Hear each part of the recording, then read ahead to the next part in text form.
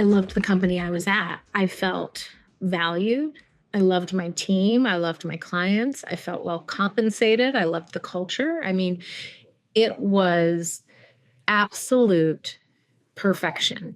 And I felt like after all these years of missteps and stumbles and sort of just blindly walking into opportunities, I had finally found the path I wanted to be on, and I was on it, and it was great, right?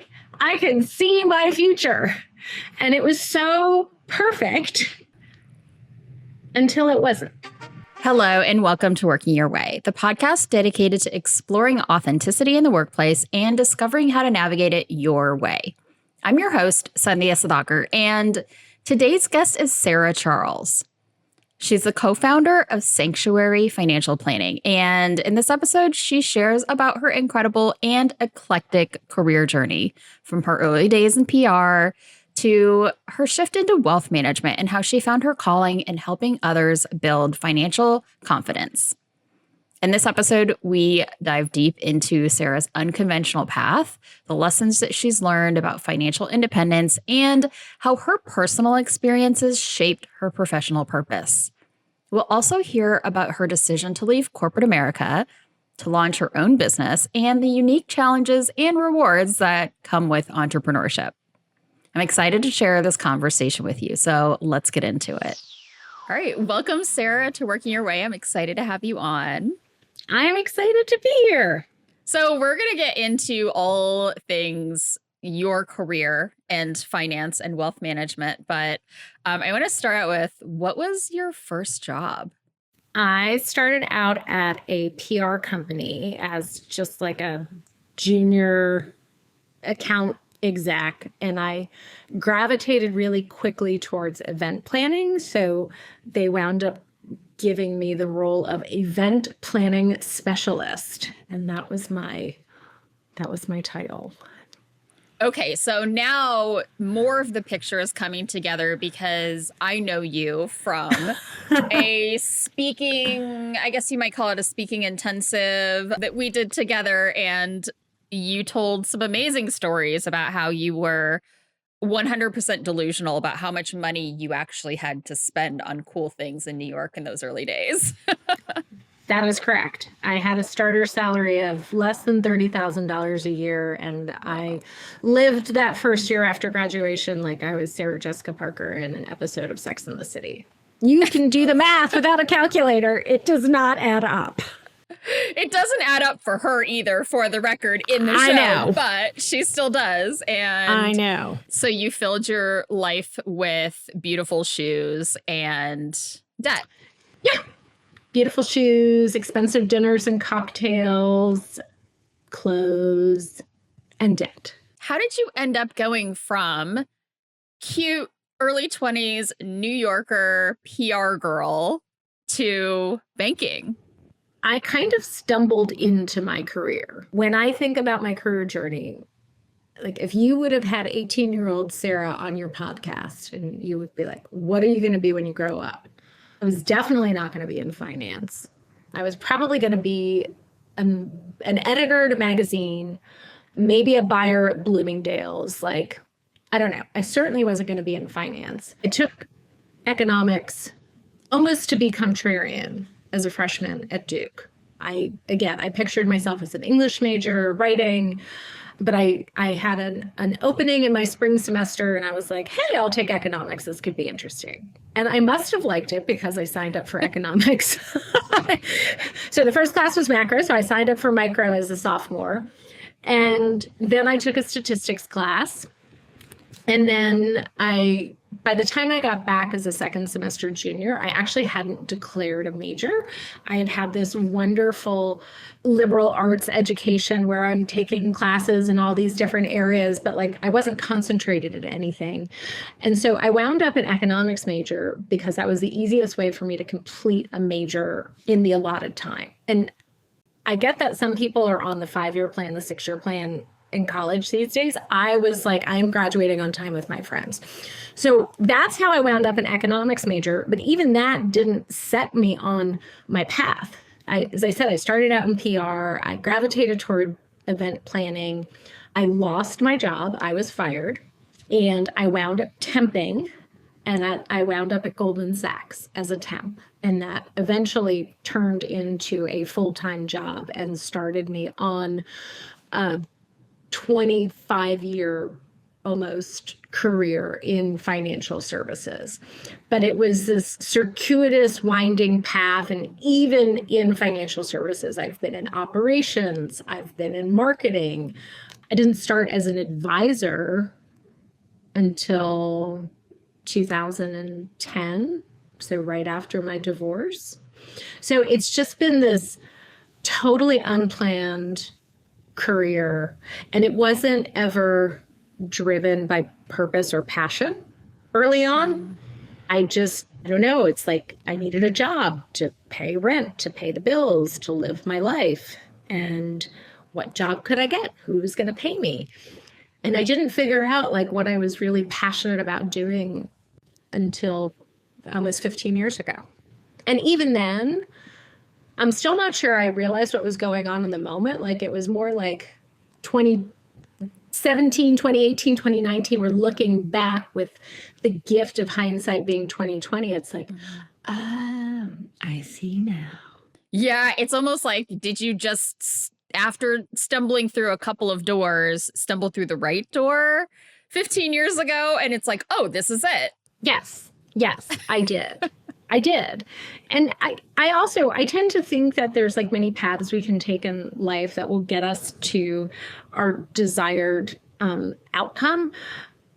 Could I have been happy in another career doing something totally different? Probably. But this truly, like what I get to do, and especially what I get to do today as a business owner and entrepreneur, it does feel like a calling. And you know, what's the expression? Some people have a job, some people have a career, some people have a calling. So for years, I had a job. And then I started to figure out what a career looked like. And then I realized it was a calling. And I was like, oh, this is so great. What a gift, right? What a gift to be able to wake up every day and do something that brings me so much joy and so much purpose. Now, Sarah mentioned this idea of having a job, a career, or a calling. Now, this concept comes from the work of Amy Wrzesniewski, and I've referenced her work before when we've talked about job crafting on this podcast. Think about these as 3 different ways that we can kind of orient ourselves toward the work that we do. Now, if you think about work as a job, you might see it really just as a means to a paycheck and benefits. You don't care as much about what you do, more so that you can do it well enough to keep your job and keep the things that it provides you. If you think about work as a career, you maybe see your work as a conduit to growth, whether that's in title or income or some kind of knowledge or expertise. In some way, you want to advance in this kind of thing that you do. Now, if you think about your work as a calling, this is where you might have that deep sense of purpose or want to have that. In some way, you're living out your values through the work that you do, or the impact that you want to have on the world might be coming from that work. It's a personal choice in how much we want to find a sense of purpose in the work we do. And it's easy to kind of over-rotate and feel like we need to discover our life's purpose in our labor. And we talk about this more at length in episode 26 with my guest, Justin Grant. And we really get into that idea of, should work be your purpose, and how our careers can really become too tied to our identities and our worth. I'd encourage you to give that episode a listen if you are interested in hearing more about that. Okay, so let's get back to Sarah and hear more about her early career mindset, how she did a lot of different things, and how she found her way to what she's doing now. As you were trying these things out, opportunities were in front of you. I'm going to try operations. I'm going to try marketing. I'm going to try all these different pieces within kind of the finance industry. What was working for you in that phase and what wasn't? I think what was working for me was just my adaptability. So if you remember the movie Runaway Bride with Julia Roberts and Richard Gere, there's this whole thing where she eats her eggs the way her fiance at the time eats his eggs. And she has no sense of how she actually likes her eggs until she breaks it off with Chris Maloney. And then she has to like face the reality of like, what is it? Who is she? What does she want? So I feel like my early career, I was like, I'm adaptable, man. You need me to be an event planning specialist? Great. You need help with operations? Great. You need me to figure out how to cut $750,000 from the budget? Great. Like, I was a shapeshifter. And, I guess it works in that I stayed employed. I kept myself open to new opportunities. I developed a lot of skills. But what doesn't work is there's nothing to tether to. There's no anchor. It's just sort of, you're like a rudderless ship, just kind of adrift. And I guess I should say I was a rudderless ship adrift. So, adaptability, great. But if you don't have a sense of where you want to go at some point, like you're just going to be wandering aimlessly. Yeah, this idea of authenticity is like, we can't really be authentic unless we know who we are, right? Because there is this idea of like, oh, I'm just going to be me exactly as I am. And I don't know that that's true authenticity. Like true authenticity is like, I know who I am and I'm going to be that. And so I see you kind of, in those early days floating from thing to thing and like you figured it out. You figured out how to do it well and keep getting a paycheck. And what ideas did you have about career as a young person? I didn't. Second semester, senior year in college, most of my friends were interviewing for jobs and, meeting with recruiters and going to career fairs. I was debating whether or not I wanted to go to culinary school or acting school. And actually, you laugh, true. And I decided on acting school. So I had taken some drama classes at Duke and really enjoyed it. And I was like, well, maybe I want to be an actress. So after graduating from Duke with a degree in economics, I promptly enrolled in like a 6-week acting workshop at NYU and figured I'd give it a whirl. And when that didn't work out, and by didn't work out, I mean, no one discovered me in a 6-week period and told me I was star material. I landed at this job at a PR agency, but I never asked myself as a 20-something, like, what do I want to be when I grow up? What do I want to do? What's got staying power? What's got longevity?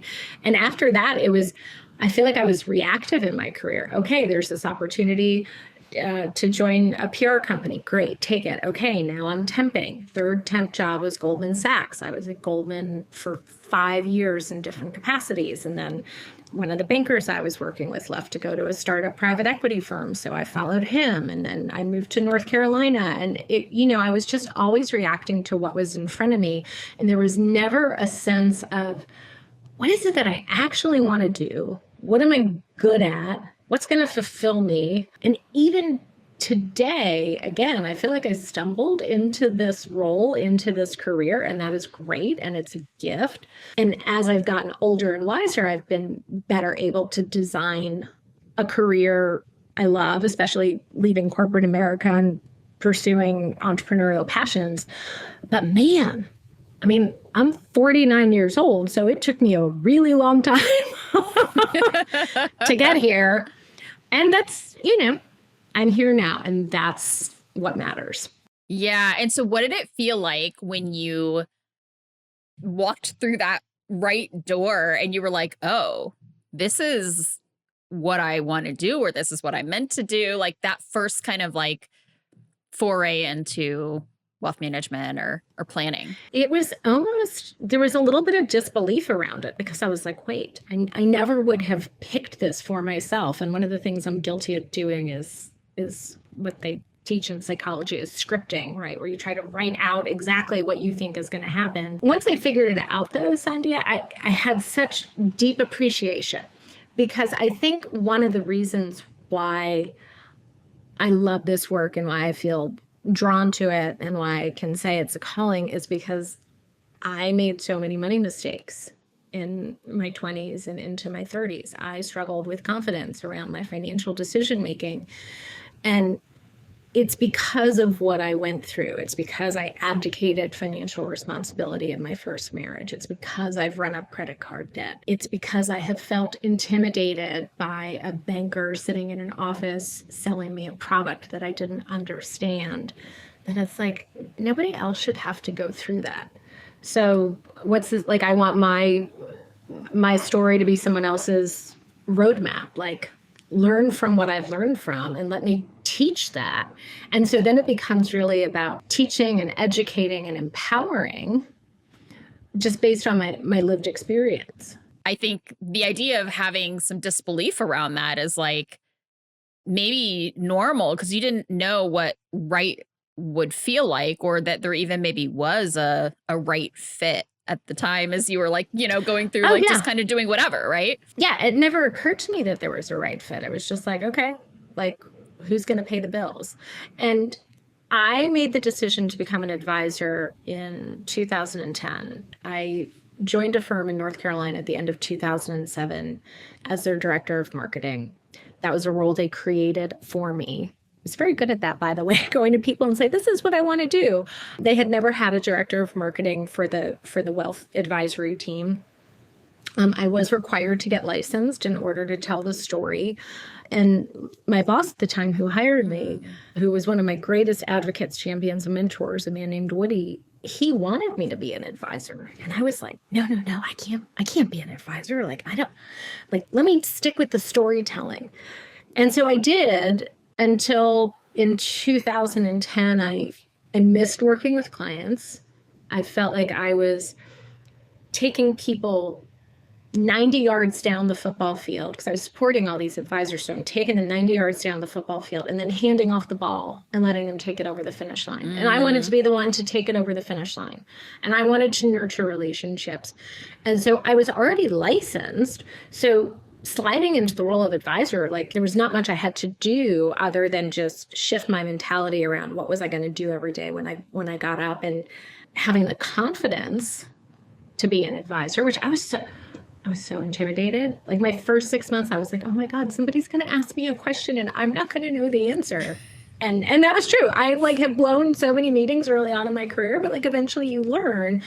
And then it wasn't till I was doing some reflection, probably working on a presentation. And it was like, I think part of what fueled my decision to become an advisor, it was right after I'd gone through my divorce. It was right after I had reclaimed my financial independence. It was right after I had started writing a new money story around my capabilities.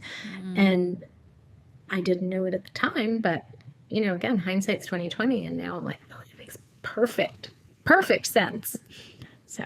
And I love the idea of we kind of all have our hero or villain origin story. And for you, it was learning these difficult lessons going through this divorce. So what did you carry into that moment of oh, I can actually do this? What lessons had you learned as you were experiencing a divorce and untangling financial, lives together?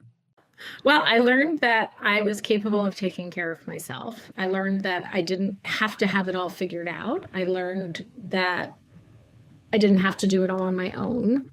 And I learned that I never wanted to be in a position again where I was financially dependent on somebody else. I never wanted to sacrifice that autonomy. Okay, I always kind of joke about it when I talk about this, but I do truly love this idea of our superhero origin story, or supervillain, whichever one you choose. But it's about how our own personal experiences can become the foundation for what we eventually want to build in our careers. And this doesn't always have to mean starting your own business. We'll get into later how Sarah is in fact doing that, but you can see how she found this deep sense of purpose in her work through understanding her own story. Even when she was working in an organization, this happened.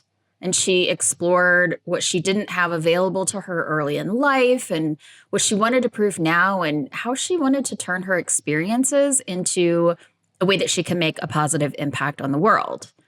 And while it's not required to do this in creating your own business, it is really common in entrepreneurship stories. Just watch any episode of Shark Tank.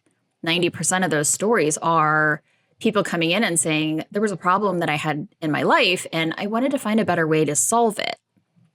Now, for me, there's no coincidence that my business is all about how each of us can show up authentically at work, how we can understand our own needs and advocate for them on our teams or in our companies. And it's because I didn't feel that sense of belonging for a lot of my early years. And I wasn't in touch with what I really wanted or needed for so much of my life. And now that's my focus. It came from my story, and it's the work that I have to do for myself personally. And now it's the impact that I want to leave on the world through the work that I do with others. Now, some of this, and frankly, all of this, comes from our childhoods. As much as we might want to say that our childhoods have nothing to do with our adult lives, the truth is that they have everything to do with it. And if we're willing to explore them, our personal narratives can give us insight into what feels purposeful to each of us. And we'll come back to this in the wrap up, and I'll share some ways that you can reflect on your own origin story. Yeah. And so tell me about that chapter of your career before you decided to leave corporate and do what you're doing now. That was the first time where I started to feel. And so once I transitioned to the role of an advisor, and then I took over managing the Charlotte practice for this particular firm at the end of 2011. And somewhere in there, it went from being a job to a career, and I started to develop confidence. And then I had an opportunity to join the leadership team when the leadership team was formed in 2019. And then I was on a very clear path to actually succeed our president when he retired, which was, 6-7 years out. But I figured out that I loved leading people. I loved the strategic thinking and being on the leadership team and trying to build the wealth management firm of the future. And I loved the company I was at. I felt valued.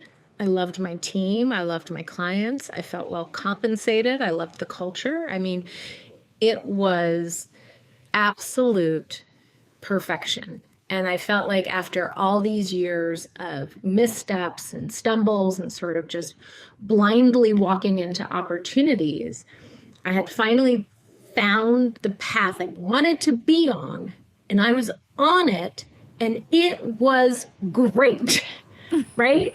I can see my future. And it was so perfect until it wasn't. I know. I was laughing because I'm and then there's the until. Right. Yeah. It's so great. Yeah. And I'm so grateful for that experience. I learned so much. I learned so much. And it was incredible, an incredible almost 15-year run. And then on February 17th, 2022, our parent company, so the firm I worked at was part of an accounting and advisory firm. Our parent company announced a merger. And that just shifted the landscape, which turned out to be a good thing, because this was my Julia Roberts sitting down at the counter with 20 different eggs in front of me, right? Because even the path I had been on had been sort of predetermined, by my younger self. And so the company went through a merger. It changed my professional landscape. It changed the culture of the company I was at, and that was a big deal. Mm-hmm. But it gave me the gift of going on a 1.5-year-long journey of self-discovery, right? At 47-ish years old, I got to ask myself, what do I want to be when I grow up? What decisions can 47-year-old Sarah make that 65-year-old Sarah is going to say thank you for? And that's probably the first time ever in my life that I was making long-term career decisions, thinking strategically, not just strategically, intentionally, right? No more, what's the next job? What door can I walk into? I'm going to carve a path, and I'm going to find exactly what I want to do. And I'm not going to settle for something that doesn't check all the boxes. And I didn't even know that I wanted to be an entrepreneur and start my own company. But my husband, Jim, had retired in 2021. Retirement didn't suit him. He didn't have a lot of purpose. And so he came out of retirement to start this business, Sanctuary Financial Planning. And for like the first 6-7 months that he was working on it, I was just a cheerleader on the sidelines. I'm like, yeah, let's, you go. This is going to be great. And in the meantime, I'm over here trying to find a job and figure out what I want to be. And it wasn't till like he was several months in where we just sort of had this aha moment, like, wait, like, why aren't we doing this together? We had assumed I would join him in the future, but we had also assumed I would have what I think of as like a lily pad job. Like, let me leave this environment that I no longer feel good in, that's really draining for me emotionally, spiritually. Let me find a job with a paycheck, benefits, and then in 2 years, when my non-compete and non-solicit is up, then I can go back and join Jim and we can do this together.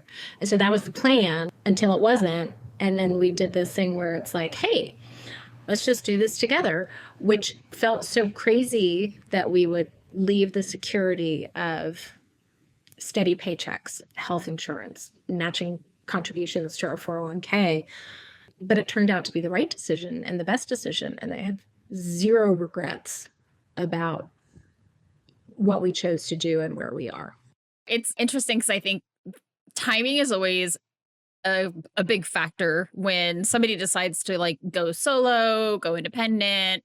And for me in my kind of own journey, I had intended to come back from a sabbatical and like get a regular job, get a job with a paycheck that I could like, okay, now I know I'm going to go independent. I'm going to save up and I'm going to, do all these things and like create this runway for myself. Right.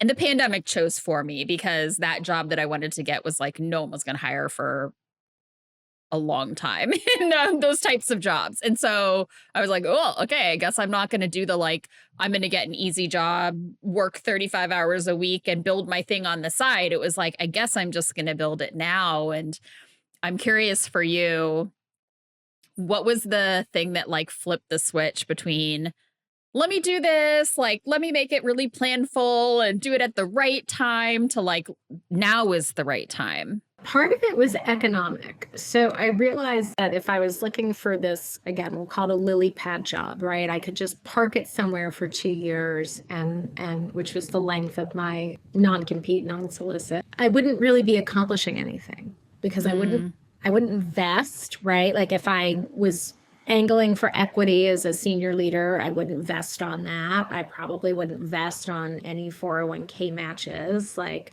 sure, I'd have a paycheck. Sure, I'd have health insurance, but the value didn't seem to be there. And we just decided that, yes, I have a 2-year non-compete, non-solicit, and that's okay. We can build this business from scratch. We don't need my former clients to start. Now, you have like such a beautiful sense of purpose in the work that you're doing. I know you've done a lot around female financial empowerment, and I want you to talk a little bit about that. Like, what goes on with women in financial planning? What are we getting wrong about this space? What are we getting wrong? That's a great question because it doesn't, to me, it's so obvious. I think part of it, truthfully, is communication style. If you subscribe to the men are from Mars, women are from Venus school of thought, men and women communicate differently. We think differently. And so many financial advisors are men who came up in an industry that wasn't really designed to serve women. So I think it's not rocket science in terms of how we choose to communicate and how we begin to understand what's important to someone. You know who I'm terrible with? A client who cares about portfolio performance. You know why? Because I just don't think that's not part of the value proposition to me. Like, yes, we can allocate you in a good way, and the market over time is going to do what the market's going to do. I'm so much more interested in helping you use your resources in a way that align with your values and helping you think about how to spend with purpose and intention. So, and maybe that's because I'm a woman. I don't know. But I think if we just communicated differently and we anchored to the things that matter most to people instead of trying to make it all about performance, or I also think the industry in general can be so intimidating for so many people when it really doesn't have to be. But then when people get intimidated, they start to feel shame around what they don't know, shame about what they haven't done, or maybe shame about what they have done. Like, hey, I've run a credit card debt. Like, no, that's okay. You're very normal. You're very human. Like, human beings are just messy and complicated, and that's okay. And I think we need to make space for that in financial services and wealth management and financial planning. Like decisions in a spreadsheet are one thing. Decisions in real life are totally different. And so that's, I think, part of our approach is making space for the humanness, the messiness of it all. Yeah, I love that so much. I think the financial gurus of the world, I won't name the one that I'm thinking of, but like there's a lot of like, oh, how did you get here? You have that much, or you've been spending this much and you only earn this much? Like, and it is very much like dad energy of like, you did the wrong things. Like, why would you have done that? Right. And who's gonna feel motivated to like be honest about their finances when they're getting like scolded and shamed by experts in the process? Yeah, no, I totally agree.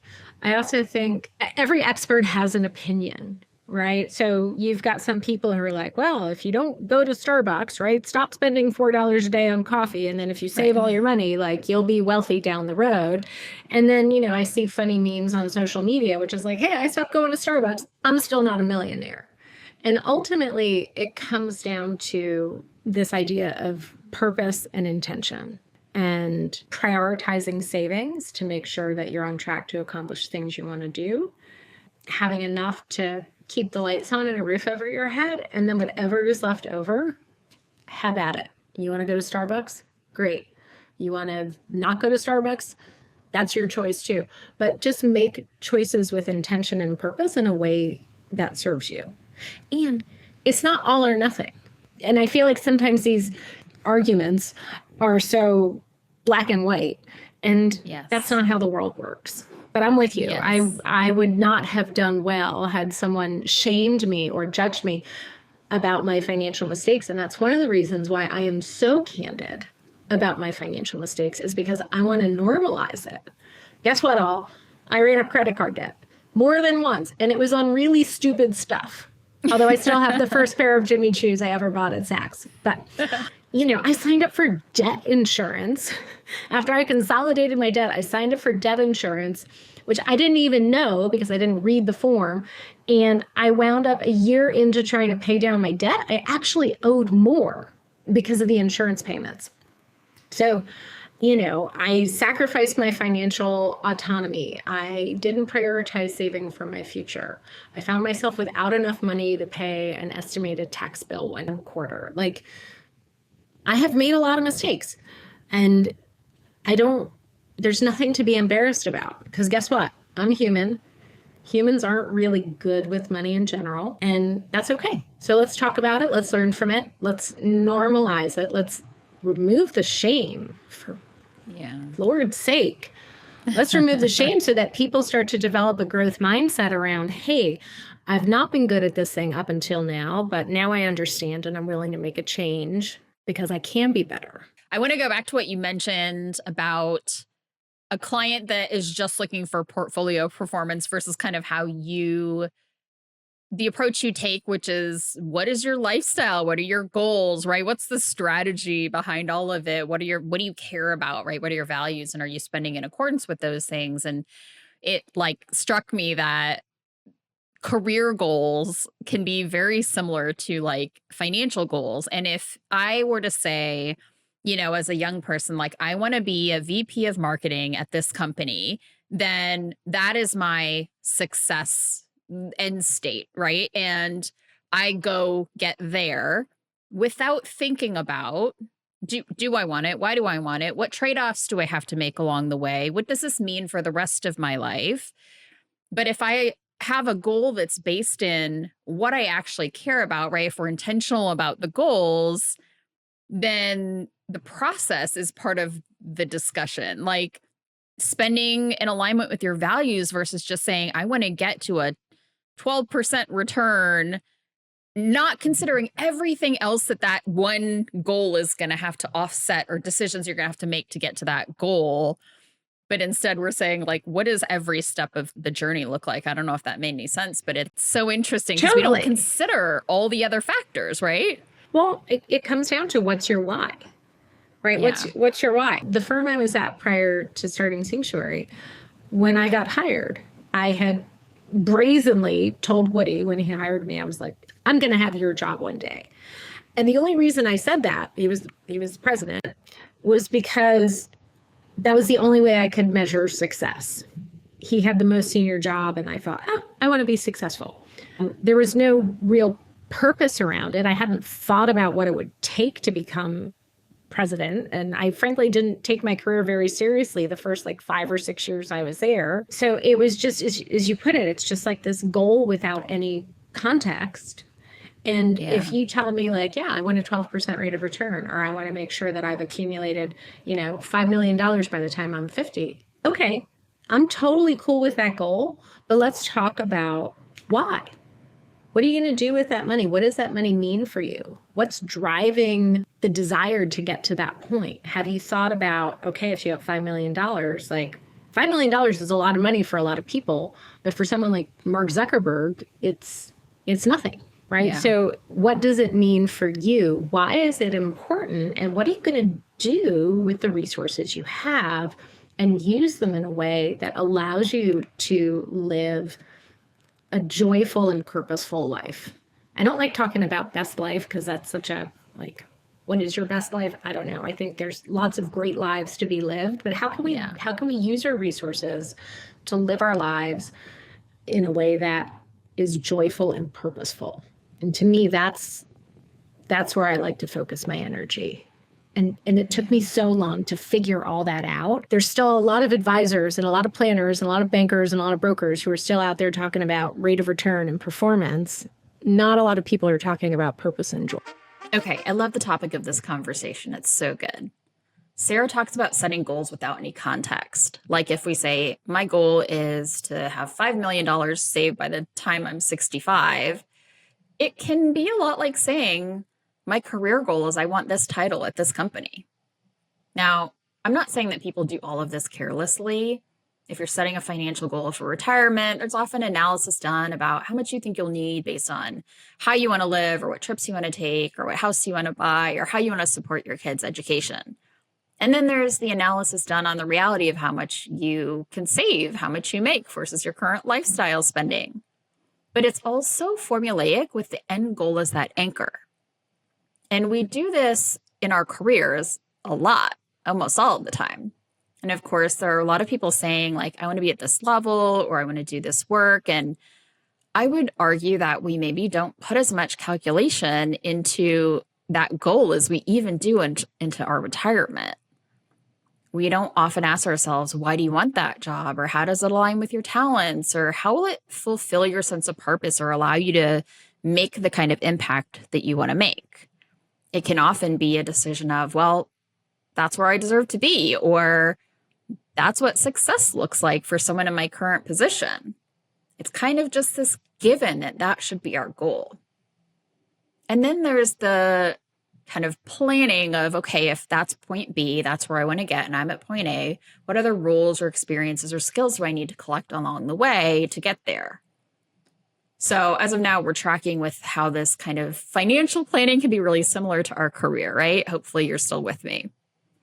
But what we're forgetting about in both of these plans is thinking about the journey, the process of getting there, the things that we might have to sacrifice along the way to reach point B. And this is what Sarah talked about. We need to understand why we're setting this goal and understand the context of it and figure out how we can get there in a way that's considering joy and fulfillment and purpose in the process of actually getting there. We can get so goal focused that we don't often consider the steps that we take to get to that goal with the same intention and as importance as we put into creating the goal. Am I thinking about the journey to the goal being just as fulfilling as reaching that goal itself? I think we need to start asking ourselves, if this is my goal, is it going to be fun to get there? Okay, let's get back into the conversation and hear more about what Sarah's building now and the why behind it. Talk to me about Sanctuary and what's the vision that you and Jim have as you're building this business? So Sanctuary is an advice-only financial planning firm. And what that means is not only do we not sell any products and earn any commissions, we also don't charge a percentage of assets under management. So the majority of advisors who are offering financial advice want you to have some minimum level of wealth that they can manage. They will charge a percentage on that wealth, on average 1%. And then they provide all the services you need wrapped up under that advisory fee. And I did that for years. And that is still considered the gold standard. The challenges with that model, the assets under management or AUM model, are that one, as minimums continue to increase, less and less of the population has access to advice. So if we're talking about $1 million minimum, that's less than 7% of the population. It also means as your portfolio is growing over time, your fees are essentially going up, because if you start with $1 million and it grows to $2 million, instead of 1% of 1 million, now you're talking about 1% of 2 million. And it's not always clear that advisors have delivered additional value. So Jim and I felt like advice-only planning was the most transparent, straightforward, and fair way to serve clients. And so we lead with planning. We either offer flat fee planning packages, or we do hourly planning for more consultative projects. But fees aren't tied to how much wealth you have. Fees aren't tied to how your portfolio is doing in the market. Fees are tied directly to what are the services you need us to provide and how much time is it going to take us to provide those services. And we are so passionate about this approach. And while there are more and more advisors who are offering hourly and offering flat fee packages, but most of them still have this assets under management piece as an ancillary piece of business. Jim and I are in less than 1% of firms where this is our sole source of revenue. From an economic standpoint, it's a really hard way for us to be profitable. It's much easier to be profitable when you have people's money in the market and the market's going up on average 8% a year over time. Your fees are automatically going up. But we come back to this idea of transparency, straightforward, and fair. Like, this is just the right way to do it. And it increases accessibility to independent objective advice. You don't need $1 million to come talk to us. I recorded a podcast a few weeks ago with a woman, and she shared this story about how she sold a business years ago, and she had about, I don't know, I think it was like $100,000 or $150,000 from the sale of the business. And she went to talk to an advisor, and they were like, yeah, you don't have enough money. And she had no place to go. Yeah. Like money is such a big source of stress, and people have so many questions and need so much guidance. So what's the vision for Sanctuary is that we would be able to build and grow this business to, I'd love to see it be the largest, most successful advice-only planning firm in the country. And if I think about our first year, I think we had over 100 inquiries from people who were curious, and we wound up bringing about 30 of them on as clients. I mean, in all my years of wealth management, I never talked to 100 prospects in a year. So there's a lot of curiosity. Clearly, about there's what a we do. need. Yeah, there's a lot of curiosity. There's a lot of demand, and it feels really good to wake up and love the work you do and know you're making it. Let me use my I words. It feels really good for me to wake up and, do work that is making an impact and helping people, giving people confidence around the ability to buy a house or the ability to retire or how to think about planning opportunities in retirement, helping them be smart and strategic so that their finances aren't something for them to worry about. It's really rewarding. And it's been really rewarding to do this with my husband, my life partner, and to have him be my partner in life and my partner in business has been just extraordinary. What is it like to build a business with your partner? How do the relationship dynamics of all of that work? I mean, pros and cons. Pros are hats off to the solopreneurs out there, because building a business in isolation, I would imagine, is incredibly challenging. I am so grateful that I have someone who's in it with me and we can bounce ideas off of each other. So hats off to you. And, we don't always have the greatest boundaries. I think sometimes work can consume us, and we work from home, so there's really there's really no separation of church and state. But I also know we're committed, we're in it together, and we want the same things. We're aligned, and we check in on that alignment constantly. And if at any point in time we weren't aligned, the most important thing is my relationship with Jen. So that comes first and foremost. Is there anything that you guys have done that works for you to set some boundaries around relationship versus business? Or, I mean, in the early stages, it's hard. I will say my business was my entire personality for probably about 2 years, and I'm still working my way out of that. But well, I'm glad to hear that. I feel like we have a newborn baby and it just takes up all of our attention. Sometimes we just have to catch ourselves and say, that's it. We're not talking about work. We're done. But it's a work in progress. There's no question. I do think, this is a function of doing work that you feel a great sense of purpose in. That is how, for me, I care so much about the work that I'm doing that it does spill over into a lot of places, but it's so intrinsically tied to how I want to live that it is much harder to kind of set those boundaries and cut off the conversation or the thought process or whatever it is. Well, and I've always been someone who, it's hard for me to not care. It's hard for me to be blasé and laissez-faire. And that was one of the challenges I had after the company I was at went through a merger, and I didn't feel aligned with the culture. And there's some people who could flip a switch and just say, it is what it is. I'm going to go on about my business, not my problem.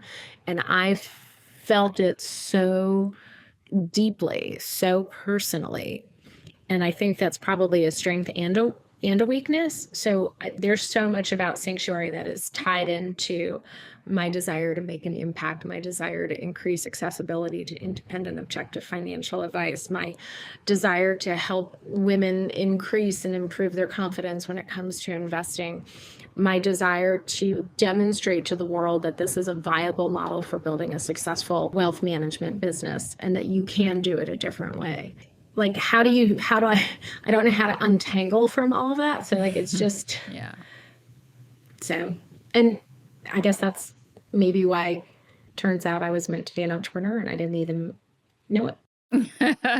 Yeah. And you mentioned it's not an easy thing day to day to run your own business. It comes with a whole host of stress and overwhelm and existential crisis and all of the things and emotional roller coasters. But what have you learned about what you're really great at through this process? I think I am great at strategy.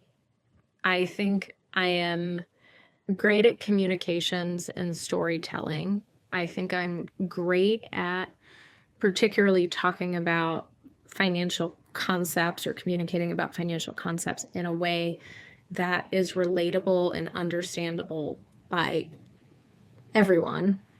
And I've also learned that I'm not great at operations, right?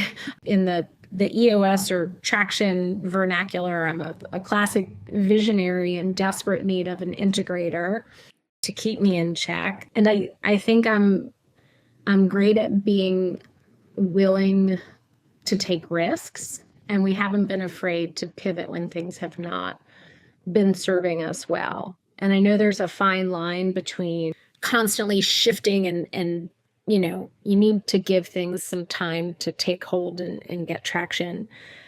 And also, if something's not working, it's a sunk cost, so move on. Yeah. But being an entrepreneur it's not for the faint of heart. I say this is the most thrilling and challenging work I have ever done. No question.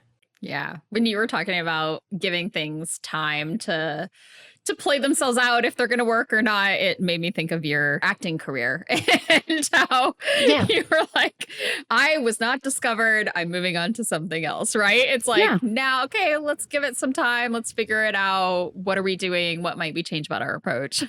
Yes. And what's really fascinating about my desire to be an actress is I did discover later in life that I love public speaking, and I do love being on stage. And there is a way for me to fulfill that natural desire to be on stage, to tell a story. And it's just not in the context of acting, but it's public speaking, which again, how you and I met. And that's been something interesting to nurture.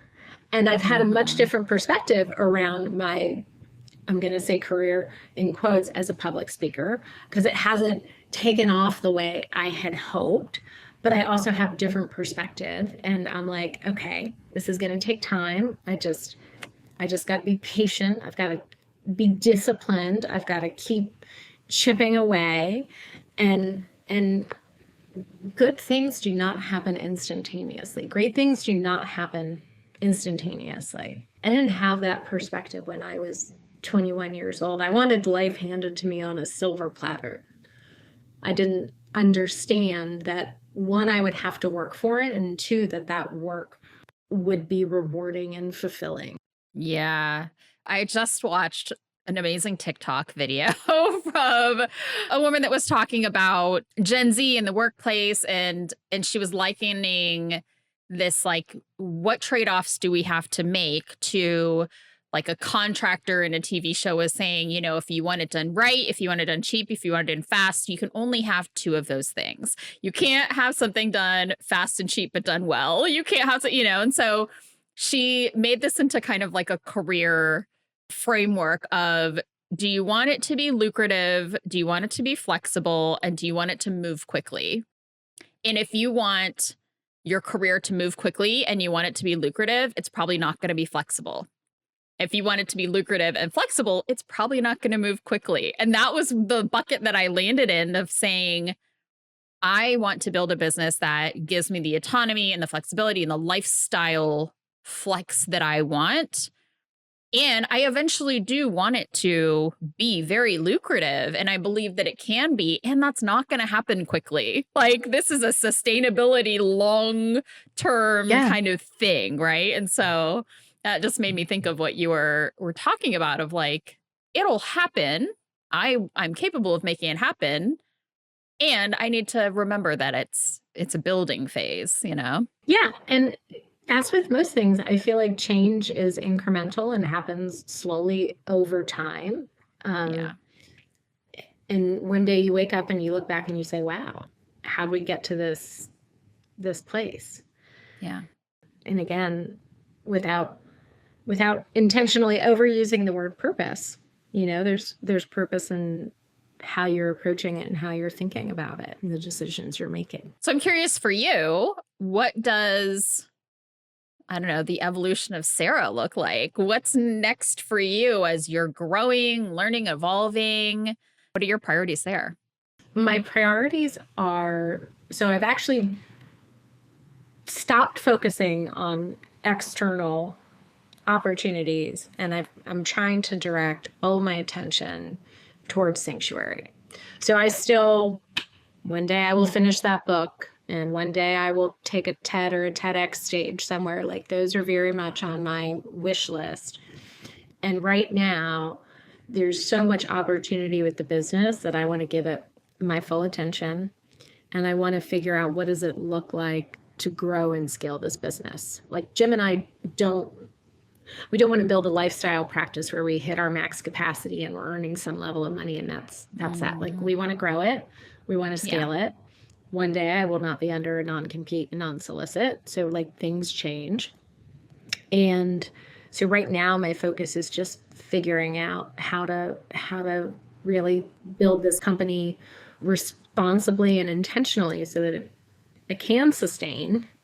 And I also know that in doing that, I'm adding to the foundation of the work that's going to go into the writing and to the speaking. And so I'm good with that. But I just want to be the best co-founder and managing principal that I can be and make that my focus. I love that. Singular focus and with a lot of intention. Yes. 100%. Amazing. Well, I want to thank you for being on and sharing your story. I am going to link your talk to the episode so people can watch your Fearless talk, which is very entertaining and also educational. So everyone will have that as a resource. Yes. Thank you. That would be great. If there are any other resources that you have that you would want to share, let me know. I would love. We're getting ready to launch a new website. So we're recording this on a Friday. It should be live within the next 24, 48 hours. I'm very proud of our new website. It has been a labor of love. So I hope people will go check out sanctuaryfp.com to see who we are and how we help people. Amazing. All right. Well, thank you for being on. It was great talking. Great talking with you. Thank you. Okay, we covered a lot from finding our way into the career that fits and making mistakes and learning from them and turning them into purpose. And we had some great things to reflect on in our financial planning. Now, thank you to Sarah for just putting it all out there. It's something that I really love about her and love about this conversation. And it's actually something that we have in common. We talked about how people's financial mistakes often feel shameful, and so we tend to hide them. And I think it can often be the same for life mistakes. And let me put that in air quotes, mistakes, because all of us are just out here trying to do our best. And we will not do everything perfectly or do everything well. And that's just a part of life. It's learning along the way. It's no coincidence that Sarah and I met in an intensive where we were exploring our life stories and sharing about them in front of a live audience. We went from walking into a room on a Saturday morning, just bringing ourselves, and into a fully fleshed out talk on that Thursday in front of real people. I'll link both Sarah and I's talks here in this episode in the notes. Mine is really about recognizing my own needs and doing what truly fulfills me. And Sarah's is about turning her financial mistakes into power and possibility. And as we talk about our stories throughout this episode, I encourage you to reflect on your own. This could be in relation to finding more purpose in your career, but really it's also just about learning yourself and identifying what's really meaningful to you.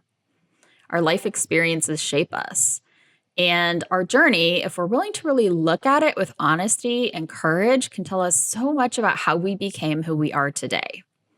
I mentioned that so much of this goes back to our childhood, so think about this question even before early career you.